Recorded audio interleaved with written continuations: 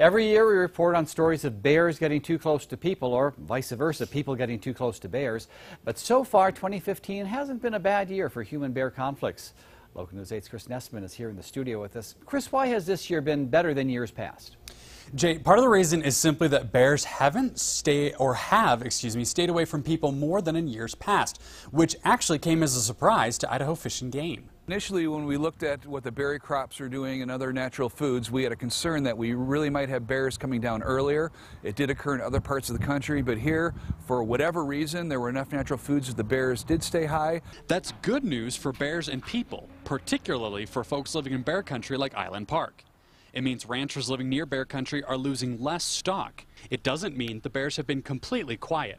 The two types of problems we've mainly run into are bears that are attracted to human-related things like garbage, barbecues, bird feeders, those kind of things. And then the other type of problem related to livestock, where bears know that there's livestock grazing or hanging out, and then they go to seek it out as an easy food source. If a bear develops too much of a love for livestock and human food like this one, Fish and Game departments will relocate the bears or in some cases put them down. So far for 2015, only 19 bears have been put down.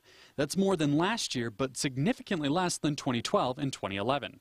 Idaho Fish and Game hopes those numbers won't increase, but we still have a month left of bear season to go. While the tourists are, for the most part, gone, we do have more hunters coming into the region for the deer and elk seasons. And what that means is there'll be more people out in the woods, being very quiet, sneaking around, which is great from a hunting perspective, but very bad from a bear perspective. Idaho Fish and Game wants to remind those who are hunting to try and stay in groups while the bears are still active, which again you have about a month or so left before they hibernate. Reporting live in studio, I'm Chris Nessman.